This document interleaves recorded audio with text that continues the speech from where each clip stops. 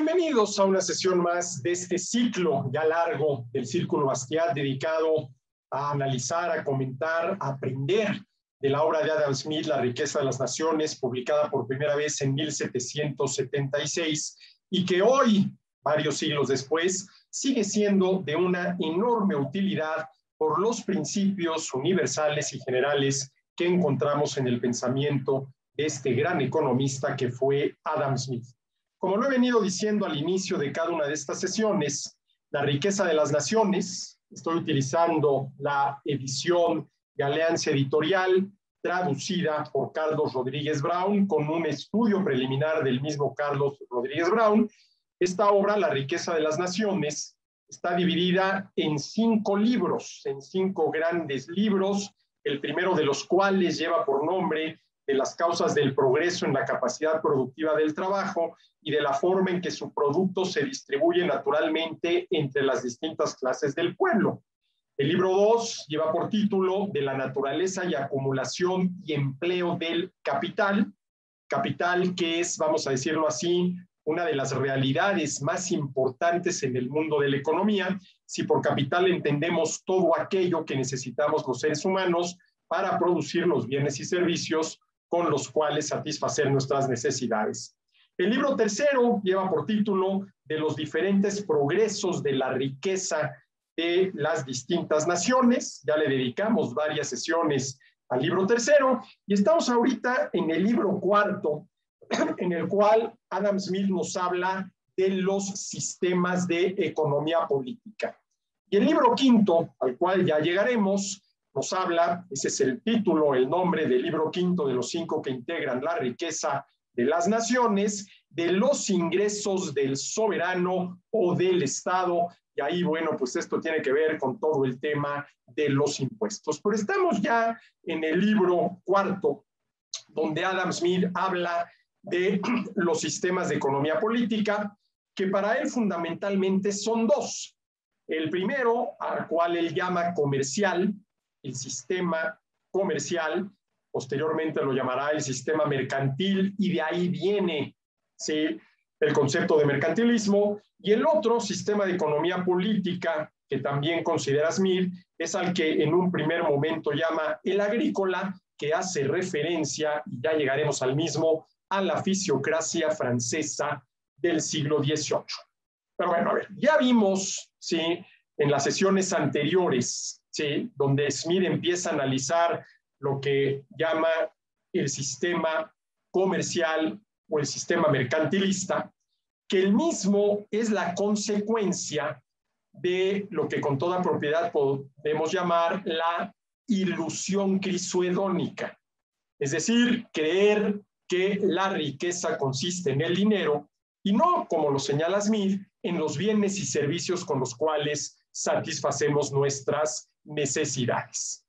Y si la riqueza consiste en el dinero, en una época en la cual el dinero era el oro y la plata, pues un país incrementa su riqueza, se vuelve más rico, en la medida en que acumule una mayor cantidad de oro y plata.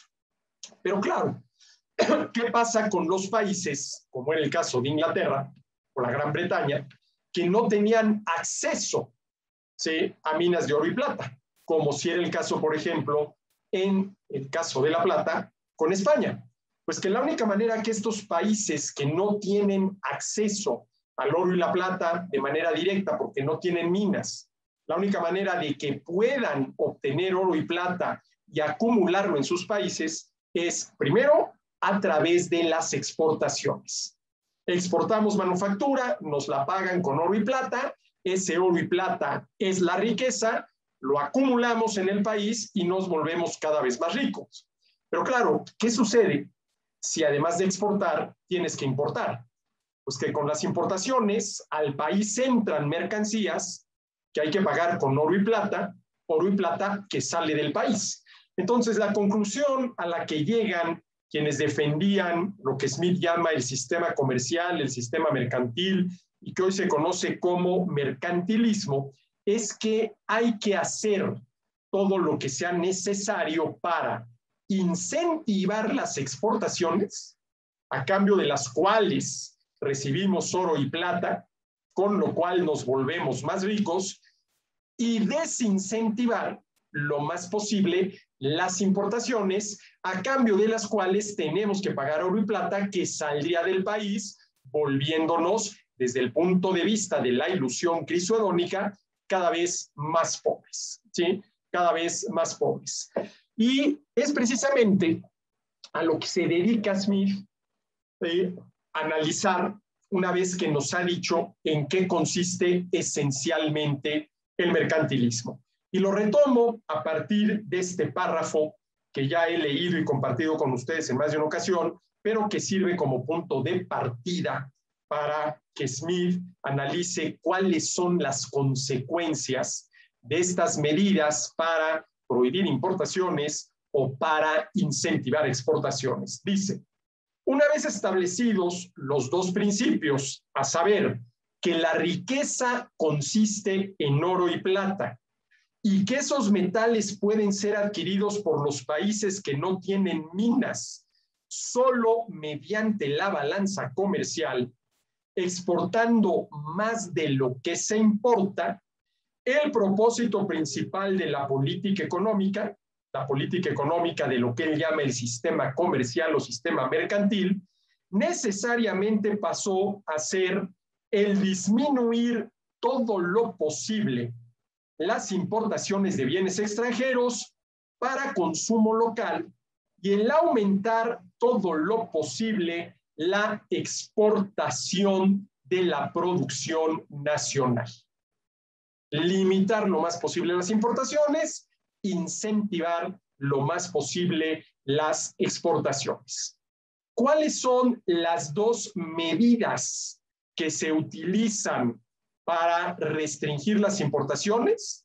Dice Smith, en primer lugar, ¿sí?, restringir las importaciones desde cualquier país de aquellos bienes extranjeros consumidos localmente que puedan ser producidos localmente. Lo que, por ejemplo, en el siglo XX se conoció como sustitución de importaciones. Si esto que estamos importando lo podemos producir en el país, prohibimos la importación para que se produzca en el país. Y no tanto para que se produzca en el país, sino para que no salga el oro y la plata con la cual tendríamos que pagar las importaciones. ¿Sí? Y la segunda, ¿sí?, vamos a decirlo así, manera de restringir las importaciones, dice, restricciones a las importaciones de bienes de casi cualquier tipo, aunque no se produzcan en el país, desde aquellos países con los que se supone que la balanza comercial es desfavorable.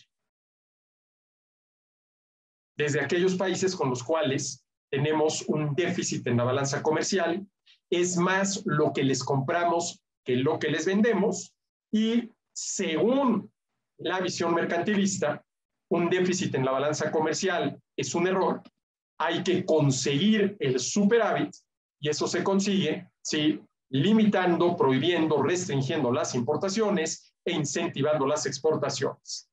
Y luego dice Smith, ¿sí?, abordaré a cada una de estas maneras de entrada de restringir las importaciones, ¿sí?, en un capítulo, y sin preocuparme demasiado de su supuesta tendencia a introducir dinero en el país, estudiaré esencialmente cuáles son los efectos probables de cada uno sobre el Producto Anual de la Actividad Económica Nacional, o dicho de otra manera, sobre el crecimiento de la economía, la producción de bienes y servicios y, por lo tanto, la creación de empleos, puesto que para producir alguien tiene que producir, y la generación de ingresos, puesto que a quien trabaja se le paga por hacerlo. Entonces vamos a ver qué dice Smith y a qué conclusiones llega cuando analiza qué sucede cuando se aplican restricciones a la importación, ¿sí?, desde cualquier país de aquellos bienes extranjeros consumidos localmente, y que pueden ser producidos localmente. Es decir, ¿qué sucede cuando se practica la sustitución de importaciones? Bueno, vamos a ver qué dice Smith. Así comienza su análisis. Dice, al restringir la importación de bienes extranjeros que podrían ser producidos en el país, sea mediante aranceles elevados o prohibiciones, se asegura en cierto grado un monopolio para la industria nacional que los produce. Si yo prohíbo la importación de una mercancía que se puede producir en el país y que tal vez ya se está produciendo en el país, lo que hago es quitarle a los productores nacionales la competencia de esas importaciones. Se les asegura en cierto grado un monopolio, ¿sí? ¿Y cuáles son las dos medidas que menciona Smith para restringir las importaciones? En primer lugar, dice mediante aranceles elevados. ¿Qué son los aranceles? Los impuestos con los cuales los gobiernos gravan básicamente el comercio exterior.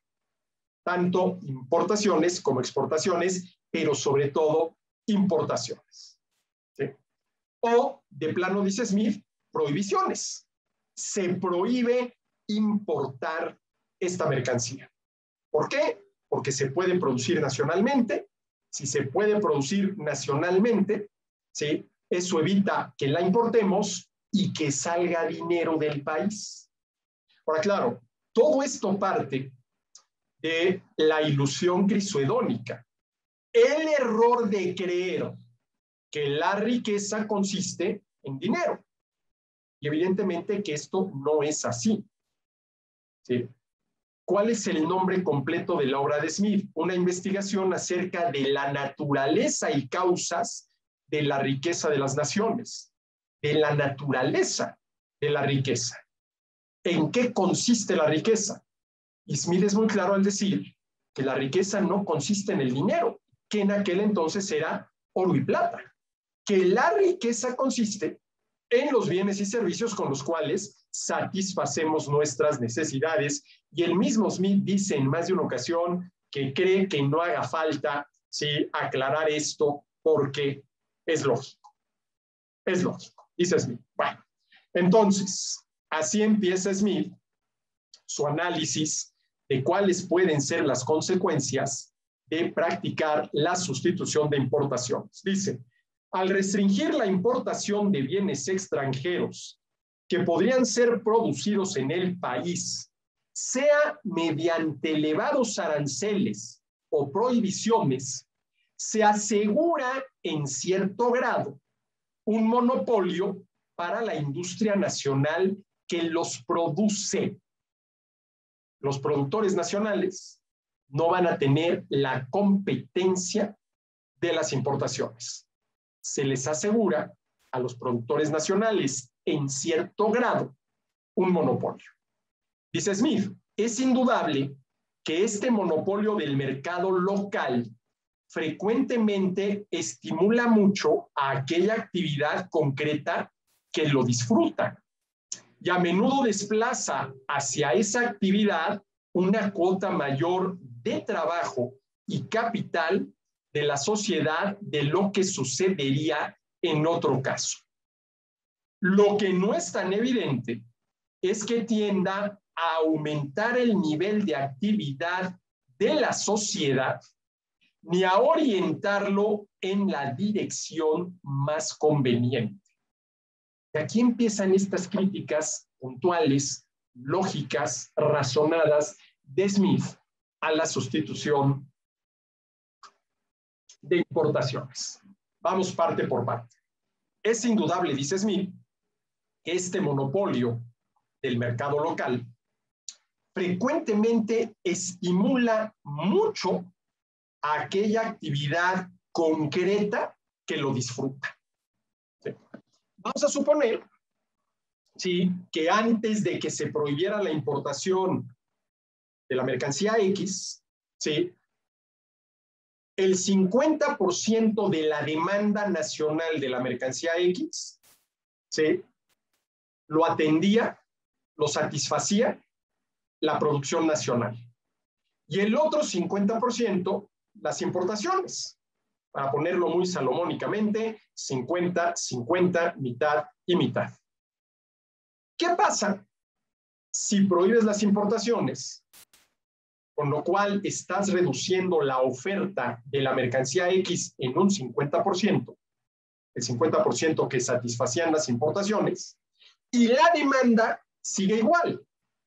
Pues que esto va a incentivar a que los productores nacionales incrementen su producción para poder incrementar la oferta y satisfacer la demanda nacional, ¿sí?, que antes se satisfacía en un 50% con producción nacional y el otro 50% con importaciones. Esto es a lo que se refiere Smith en este primer comentario. Es indudable que este monopolio del mercado local frecuentemente estimula mucho, así lo dice, estimula mucho a aquella actividad concreta que lo disfruta. Y dado que le estimula mucho, dice Smith, a menudo desplaza hacia esa actividad a producir, ¿sí?, esa mercancía X que ya nos está importando, ¿sí?, desplaza hacia esa actividad una cuota mayor de trabajo y de capital de la sociedad. A ver, si tengo que producir el doble para satisfacer la demanda nacional, tengo que producir el doble de lo que producía antes de que se prohibiera la importación, pues yo voy a necesitar más trabajo, más materia prima, más capital. Pues claro, esta actividad protegida de la competencia que traen consigo las importaciones, ¿sí?, puede resultar estimulada, ¿sí? Y si efectivamente se estimula la producción y oferta de esos bienes y servicios, esas actividades que producen y ofrecen esos bienes van a demandar, vamos a decirlo en términos modernos, una mayor cantidad de factores de la producción. Pues claro, tú proteges a los productores nacionales de la competencia, ¿sí?, y la demanda por ese bien sigue siendo la misma, se estimula la producción nacional y la oferta nacional de ese bien. Y por lo tanto, esa actividad, esa producción y esa oferta de ese bien demanda una mayor cantidad de factores de la producción, entre los cuales se encuentra el trabajo. Eso es lo que dice Smith. Tiene razón. Es indudable que este monopolio del mercado local frecuentemente estimula mucho a aquella actividad concreta que lo disfruta y a menudo desplaza hacia esa actividad una cuota mayor del trabajo y el capital de la sociedad que lo que sucedería en otro caso. Dice Smith, esto está muy claro. Ahora, después de haber dicho esto, Smith agrega lo siguiente. Dice, lo que no es tan evidente, dice Smith, es que tienda a aumentar el nivel de actividad de la sociedad, ni a orientarlo en la dirección más conveniente. A ver, primer punto.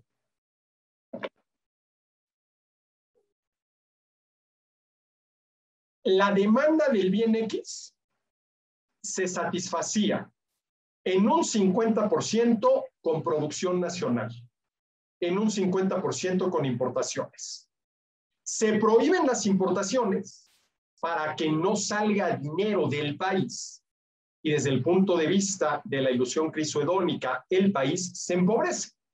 Se prohíben las importaciones, ¿sí? El 50% de la demanda se satisfacía con producción nacional, el otro 50% con importaciones. Prohíbes las importaciones y la oferta de ese bien se reduce un 50%. Si la demanda sigue siendo la misma, y no hay razón para pensar que no siga siendo la misma, ¿sí?, ¿qué puede pasar? Pues que los productores nacionales incrementen la producción de ese bien para incrementar su oferta y poder hacer frente a la demanda. Y para eso probablemente necesiten una mayor cantidad de factores de la producción. Esto es a lo que se refiere Smith, ¿sí?, en la primera parte de este párrafo. Es indudable que este monopolio del mercado local frecuentemente estimula mucho aquella actividad concreta que lo disfruta y a menudo desplaza hacia esa actividad una cuota mayor del trabajo y el capital de la sociedad que lo que sucedería en otro caso. Esa es la primera consecuencia de prohibir las importaciones, ¿sí?, con el objetivo, ¿sí?, de sustituir con producción local, nacional, lo que antes se importaba. Hasta ahí tiene razón. Pero luego lo que sigue es interesante. Dice, lo que no es tan evidente es que tienda a aumentar el nivel de actividad de la sociedad. A ver, ¿esto a qué se refiere Smith cuando habla el nivel de actividad de la sociedad? ¿Sí? ¿A qué actividad se estará refiriendo? A la actividad económica. Y en concreto, ¿a cuál de todas las actividades económicas que hay? A mí me queda muy claro que se está refiriendo al crecimiento, que se mide por la producción de bienes y servicios, ¿sí? Lo que no es tan evidente es que tienda a aumentar, ¿sí?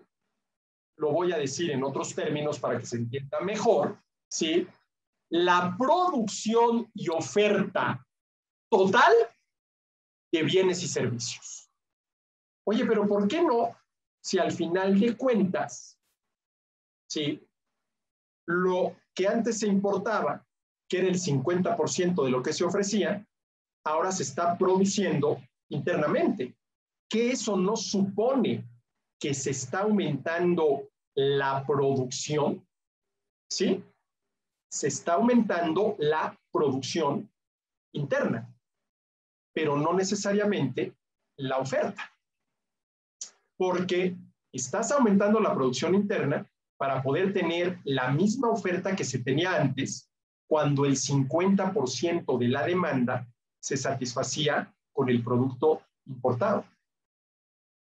Entonces, aumentas la producción interna, pero no necesariamente la oferta, porque lo que estás haciendo es sustituyendo, ¿sí?, producto importado con producto nacional. Estás sustituyendo. Dejaste de recibir el 50% de la oferta de ese bien y lo estás sustituyendo con un 50% más de producción interna. Fíjense, esto es interesante porque hay una mayor producción interna, pero no necesariamente una mayor oferta. No necesariamente una mayor oferta. ¿Sí? Y además, si tú necesitaste atraer trabajo y capital para poder aumentar la producción interna de lo que antes importabas, ese trabajo y ese capital que ahora se está destinando a la sustitución de las importaciones, ¿sí?, probablemente se dejó de utilizar en la producción de algún otro bien o servicio. Entonces, sustituyes importaciones con producción nacional, sí aumenta la producción nacional, pero no necesariamente la oferta, porque estás sustituyendo importaciones con producto nacional. ¿Sí?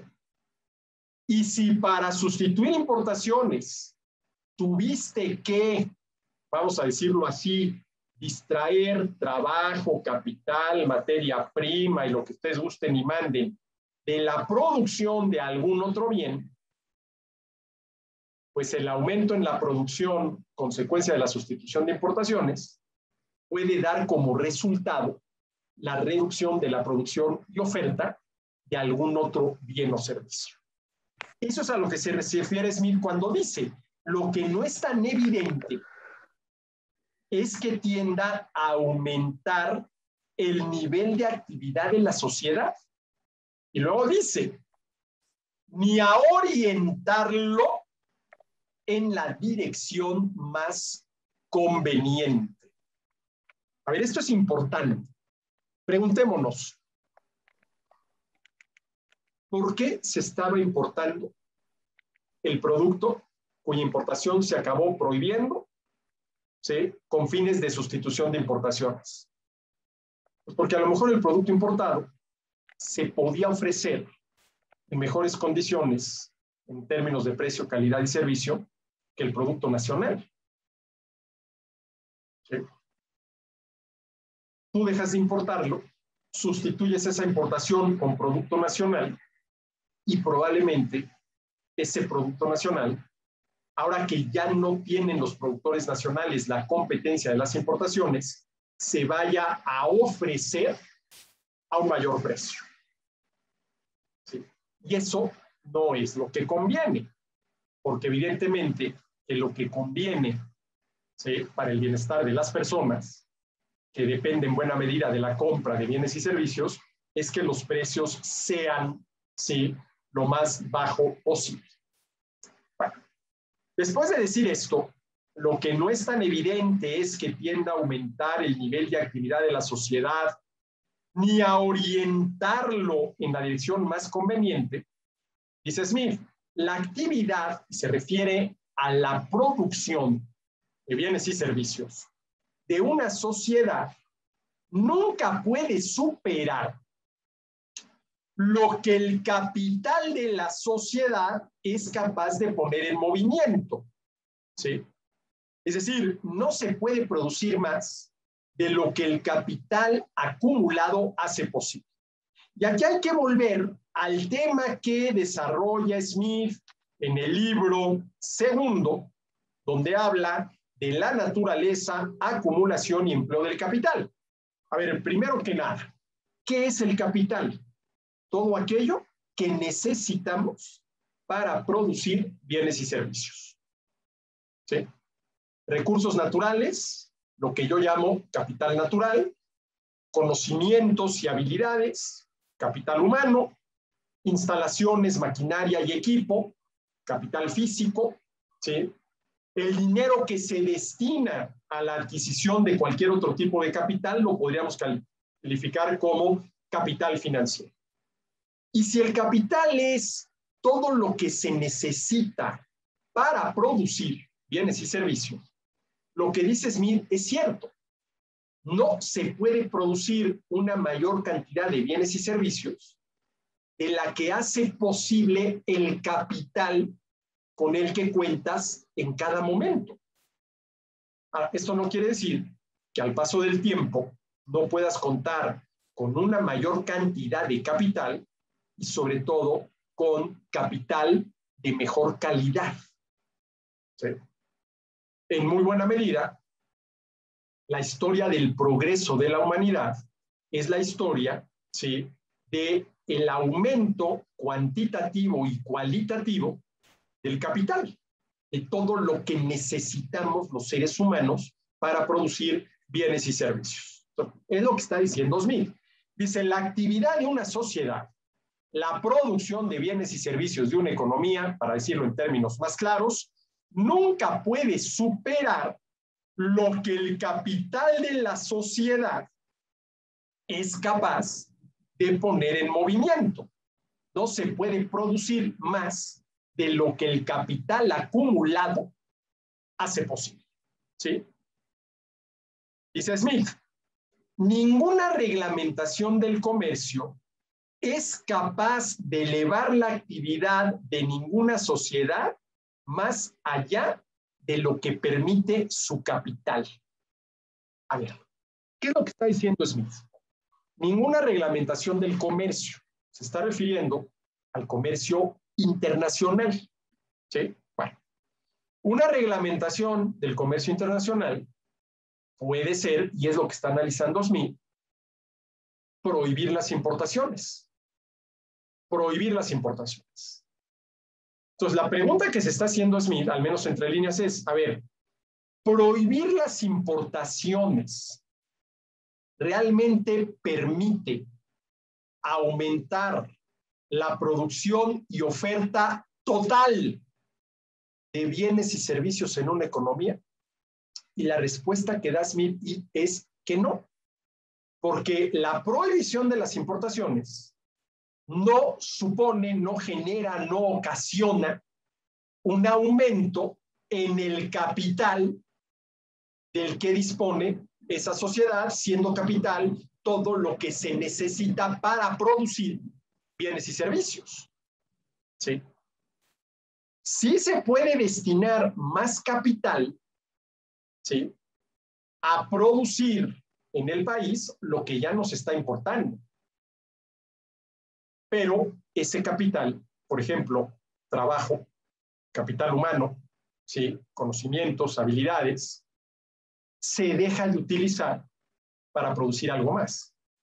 Entonces, lo que está diciendo Smith, aunque no lo llama con estos términos, es que la sustitución de importaciones puede dar como resultado la sustitución de producción nacional. Se destina más capital para producir lo que antes se importaba, necesariamente se destina menos capital, ¿sí?, para producir algo más. Ojo, por lo menos en el lapso de tiempo en el cual no hay manera de aumentar o mejorar, de aumentar la cantidad de capital o mejorar la calidad del capital con el que cuenta esa economía. Y eso es lo que se conoce como el corto plazo. ¿Sí? Una idea que se le debe al economista inglés de finales del siglo XIX, principios del siglo XX, considerado como el padre de la microeconomía, ¿sí?, Alfred Marshall, ¿no? Dijo, a ver, ¿en qué consiste cuando hablamos de producción de bienes y servicios el corto plazo? Dice, es un plazo de tiempo, ¿sí?, en el cual no hay manera de aumentar la producción y oferta de bienes y servicios. ¿Qué tan corto es el corto plazo? Depende de qué producción se trate. Por ejemplo, yo quiero pensar que es más rápido, resulta más rápido aumentar la capacidad de producción de tortas que aumentar la capacidad de producción de petróleo. ¿Sí?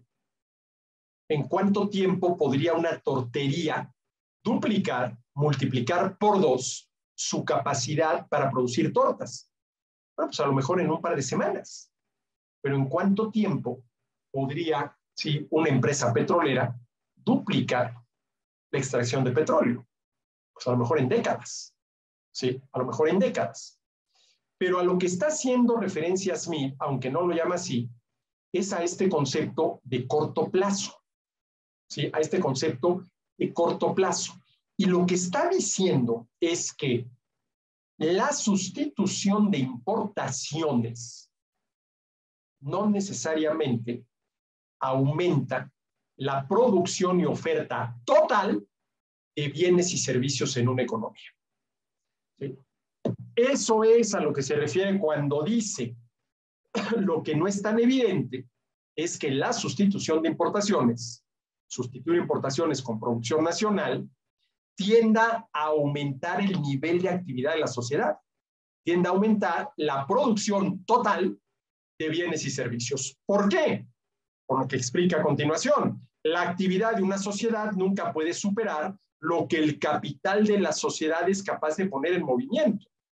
Ninguna reglamentación del comercio es capaz de elevar la actividad, la producción de bienes y servicios de ninguna sociedad más allá de lo que permite su capital.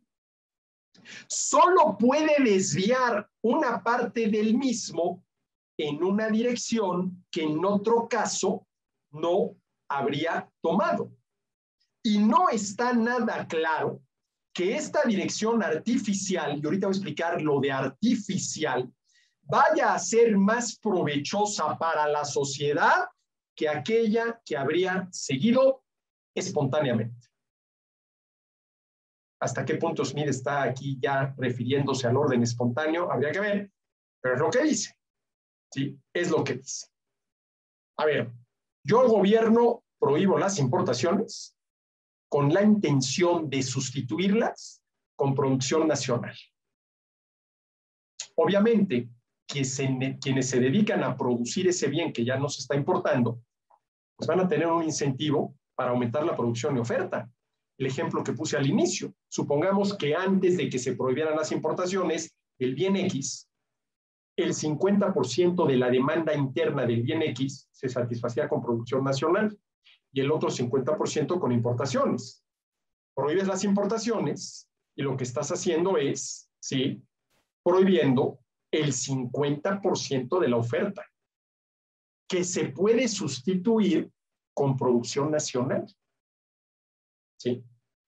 Para lo cual, la producción, ¿sí?, de ese 50% requiere capital, que se va a dejar de destinar a producir algún otro bien o servicio. Ese sería el costo de oportunidad. Entonces, lo que está diciendo Smith es, a ver, ¿tiene algún sentido prohibir la importación de algo con la intención de que se produzca nacionalmente? ¿Sí? Si eso va a generar un costo de oportunidad en términos de lo que se va a dejar de producir por destinar más capital a la producción de lo que ya no se importa. No es, al final de cuentas, lo digo con mis palabras, pero creo que es la idea de Smith, algo antieconómico que va en contra de la economía. ¿Sí? Dice, ninguna reglamentación del comercio, por ejemplo, prohibir las importaciones, es capaz de elevar la actividad de ninguna sociedad más allá de lo que permita su capital. Solo puede desviar una parte del mismo, del capital, en una dirección que en otro caso no habría tomado. A ver, si yo no hubiera prohibido la importación, el capital que se desvió para sustituir con producción nacional lo que antes se importaba, pues ya no se está destinando a producir algo más. Allá hay un costo de oportunidad. ¿Sí? El sustituir con producción nacional importaciones tiene como costo de oportunidad dejar de producir algo más. Dejar de producir algo más. Ojo, si se logra sustituir con producción nacional lo que antes se importaba, la oferta de ese producto se va a mantener igual. ¿Pero qué va a pasar? Que se deja de producir algo más. Porque se necesitó destinar más capital para producir internamente, ¿sí?, lo que antes se importaba. ¿Sí? Y la sociedad, los consumidores, pueden acabar peor que antes. Porque mira, bueno, al final de cuentas, sí se sustituyó al 100% con producción nacional lo que antes se importaba. Habrá que ver si se está ofreciendo, ¿sí?, al mismo precio, con la misma calidad y el mismo servicio que se ofrecía cuando había la competencia de las importaciones. Pero ojo, se dejó de producir algo más. ¿Qué? No sabemos.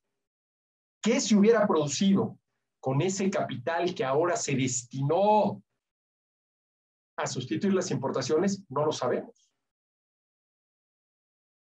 Pero ojo, si estamos hablando de el corto plazo, el periodo de tiempo en el cual no es posible ni aumentar ni mejorar el capital con el que se cuenta para producir, y esto de aumentar y mejorar el capital que se necesita para producir no es algo que se logre de la noche a la mañana, es algo que puede llevar mucho tiempo. En ese corto plazo, los consumidores, en vez de salir ganando con la sustitución de importaciones, pueden salir perdiendo. Ahora, a la larga, sí se puede, y de hecho, así ha sido a lo largo de la historia de la humanidad, aumentar y mejorar el capital. Insisto, buena parte de la historia del progreso económico de la humanidad es la historia, del aumento y la mejora del capital, de todo aquello que necesitamos para producir los bienes y servicios con los cuales satisfacer nuestras necesidades. Bueno, repito esto. Ninguna reglamentación del comercio es capaz de elevar la actividad de ninguna sociedad más allá de lo que permite su capital. Solo puede desviar una parte del mismo en una dirección que en otro caso no habría tomado. Y no está nada claro que esta dirección artificial, artificial, ¿por qué? ¿Qué hay que entender? En el marco de La riqueza de las naciones de Adam Smith, cuando Smith utiliza este concepto, por ejemplo, artificial, y no está nada claro qué es esta dirección artificial. ¿Qué sería lo contrario de artificial? Lo natural. ¿En qué consiste la dirección natural de las actividades económicas? En el resultado de las decisiones de los agentes económicos sin que el gobierno intervenga. Es decir, sin la aplicación de políticas económicas. Recuerden lo que dijimos en alguna sesión anterior. ¿En qué consisten las políticas económicas? En los medios que utiliza el gobierno para modificar los resultados del mercado. ¿Qué es el mercado? La relación de intercambio entre compradores y vendedores. Y eso sería lo natural. Tú aplicas una política económica y le estás dando a la actividad económica, que puede ir desde la producción hasta el consumo, una dirección artificial. ¿Cómo sucede cuando prohíbes importaciones? El proteccionismo es una política económica que le da una dirección artificial tanto a la producción como al consumo. Mientras que el libre comercio que se da en los países en los cuales son los consumidores comprando o dejando de comprar sin ninguna intervención del gobierno, quienes determinan qué se importa y cuánto se importa, eso sería, en términos de Smith, lo natural. Lo que corresponde a lo que él llamó el sistema de la libertad natural. Bueno, solo puede desviar una parte del mismo, el capital, en una dirección que en otro caso no habría tomado. Y no está nada claro que esta dirección artificial vaya a ser más provechosa para la sociedad que aquella que habría seguido espontáneamente, sin la intervención del gobierno para modificar los resultados del mercado.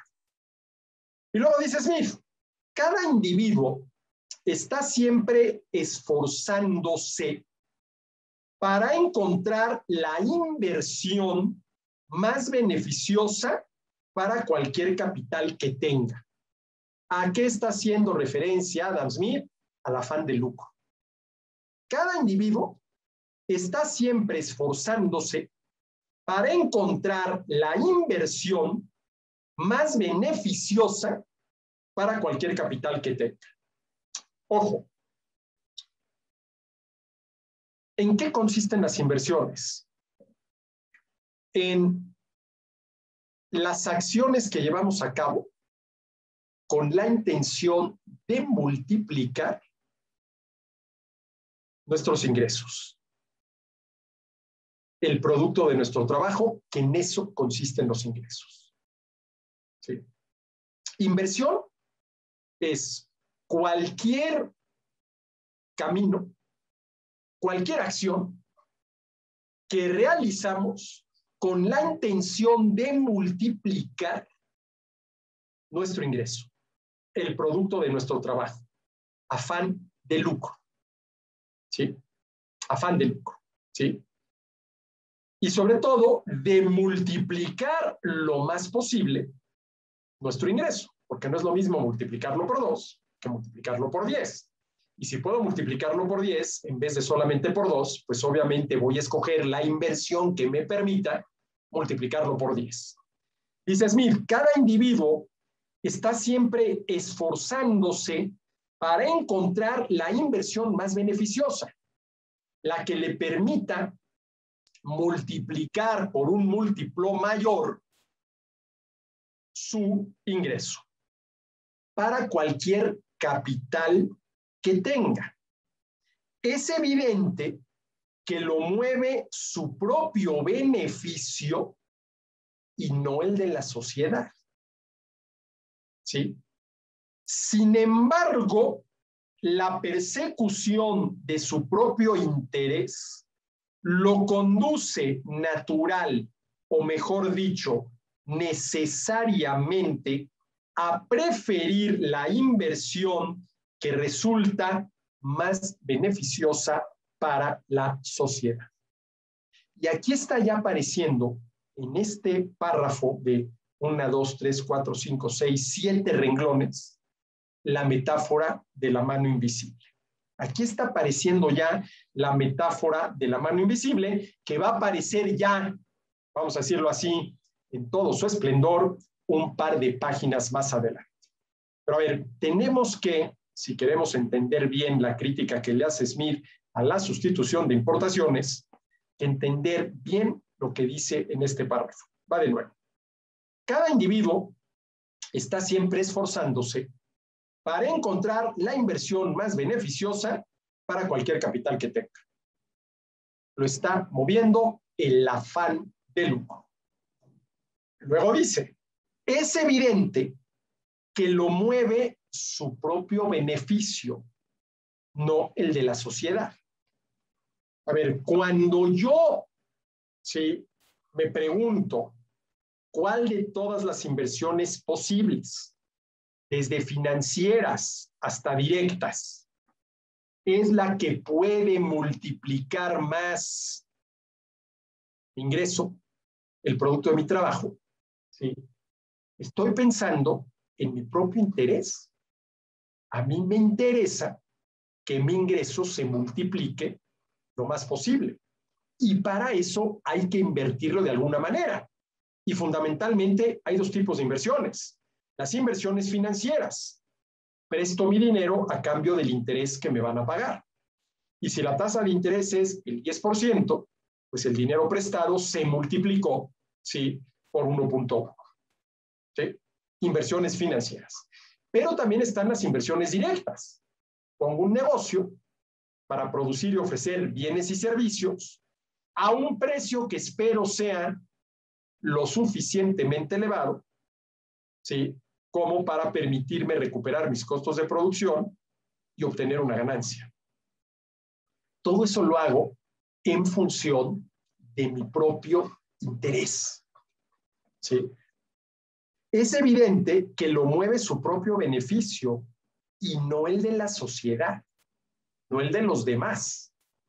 Sin embargo, dice Smith, la persecución de su propio interés lo conduce natural, o mejor dicho, necesariamente, a preferir la inversión que resulta más beneficiosa para la sociedad. Pensemos, y es en el tipo de inversión que está pensando Smith, en la inversión directa. A ver, yo no quiero realizar una inversión financiera. Yo no quiero prestarle mi dinero a alguien a cambio de los intereses que me va a pagar. No. Yo lo que quiero es poner un negocio. Yo quiero multiplicar mi ingreso el producto de mi trabajo a través de un negocio, de producir y ofrecer bienes y servicios. ¿De acuerdo? ¿Y cuál es el primer requisito que tiene que cumplir mi negocio? Que lo estoy poniendo porque quiero multiplicar, obteniendo ganancias, obteniendo beneficios, generando utilidades, mi ingreso, el producto de mi trabajo. ¿Cuál es el primer requisito que tiene que cumplir ese negocio para que yo logre mi objetivo? Servir al consumidor. Servir al consumidor. Oye, pero ¿qué mi intención no era beneficiarme yo? Sí, nada más que para beneficiarme yo, obteniendo utilidades por medio de un negocio, tengo que beneficiar a los consumidores. No hay otra. Cualquier negocio sobrevive hasta que los consumidores quieren. Por eso el reto de cualquier negocio, de cualquier empresa, es que los consumidores compren su producto, lo consuman, queden satisfechos, lo vuelvan a comprar y a consumir, de ser posible, se lo recomienden al vecino. Bueno, a esto es a lo que se está refiriendo Smith cuando dice: sin embargo, la persecución de su propio interés le conduce natural, o mejor dicho, necesariamente, a preferir la inversión que resulta más beneficiosa para la sociedad, más beneficiosa para los consumidores, ¿sí? En primer lugar, si cada individuo procura emplear su capital, es que Smith aquí ya está pasando a otro tema. Quienes realizan inversiones directas lo hacen con la intención de beneficiarse a sí mismos. Pero para beneficiarse a sí mismos, aunque esa no sea su intención principal, tienen que beneficiar a los consumidores. Eso es lo que está diciendo Smith. Y esto ya es claramente una alusión, aunque aquí todavía no aparece el concepto, a la mano invisible, que aparece un par de páginas después. Cada individuo está siempre esforzándose para encontrar la inversión más beneficiosa para cualquier capital que tenga. Y se refiere, esto es importante, a inversiones directas, no a inversiones financieras. ¿Sí? Es evidente que lo mueve su propio beneficio, no el de la sociedad. Sin embargo, la persecución de su propio interés lo conduce natural, o mejor dicho, necesariamente, a preferir la inversión que resulte más beneficiosa para la sociedad, es decir, para los consumidores. Bueno, una vez que aclara esto Smith, empieza a analizar cuáles son las variables que determinan las inversiones, ¿sí?, de quienes, ¿sí?, se esfuerzan por multiplicar su ingreso. Dice, en primer lugar, cada individuo procura emplear su capital lo más cerca de casa que sea posible. ¿Sí? Y por ello, en la medida de lo posible, apoya a la actividad nacional, siempre que así pueda obtener el beneficio corriente del capital, o al menos uno que no esté muy por debajo del corriente. Lo primero que dice Smith, cada individuo procura emplear su capital lo más cercano, ¿sí?, de casa que sea posible, ¿sí? Así, si los beneficios son aproximadamente iguales, por ejemplo, todo comerciante mayorista prefiere naturalmente comercio local a comercio exterior. De ahí que el propio país sea, si se me permite decirlo, el centro en torno al cual giran continuamente los capitales de sus habitantes, y hacia el que siempre tienden, aunque sea por causas particulares, algunas veces desviados y repelidos hacia, ¿sí?, inversiones más apartadas. Dada una rentabilidad igual o casi igual, dada ganancias iguales o casi iguales, todas las personas se inclinan naturalmente a invertir su capital en la forma que probablemente dé el máximo apoyo a la actividad nacional. y asegura ingreso y empleo al máximo número de personas de su propio país. Ojo, Smith está escribiendo a mediados del siglo XVIII. Entonces, en primer lugar, cada individuo procura emplear su capital lo más cerca de casa que sea posible. En segundo lugar, cada individuo que invierte su capital en la actividad nacional necesariamente procura dirigir la actividad para que la producción alcance el máximo valor posible, para que genere la mayor utilidad posible. La mayor utilidad posible. Entonces, a ver, aquí Smith está señalando dos cosas. Cada individuo procura emplear su capital lo más cerca de casa, de su casa, que sea posible. ¿Sí? En segundo lugar, cada individuo que invierte su capital en la actividad nacional, ¿sí?, para producir y ofrecer en el país, necesariamente procura dirigir la actividad, ¿sí?, para que la producción alcance el máximo valor posible. Es decir, para que le genere, creo que así es como hay que entender esto que dice Smith, la mayor utilidad posible. La mayor utilidad posible. ¿Sí? Bueno.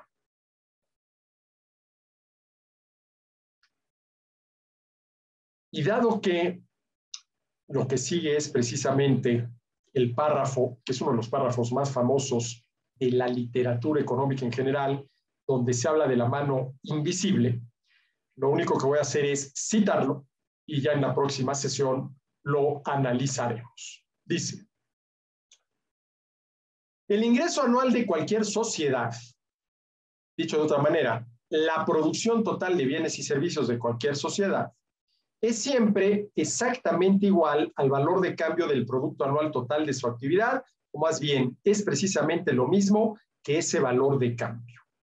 En la medida en que todo individuo procure en lo posible invertir su capital en la actividad nacional y orientar esa actividad para que su producción alcance el máximo valor, todo individuo necesariamente trabaja para hacer que el ingreso anual de la sociedad sea el máximo posible. Es verdad que por regla general, él ni intenta promover el interés general, ni sabe en qué medida lo está promoviendo. Esta persona que está invirtiendo su capital con la única finalidad de multiplicarlo, ¿sí?, por regla general, ni intenta promover el interés general, ni sabe en qué medida lo está promoviendo. Al preferir dedicarse a la actividad nacional más que a la extranjera, él solo persigue su propia seguridad. Y al orientar esa actividad de manera de producir un valor máximo, él busca solo su propio beneficio. Pero en este caso, como en otros, una mano invisible lo conduce a promover un objetivo que no entraba en sus propósitos. El que sea así no es necesariamente malo para la sociedad.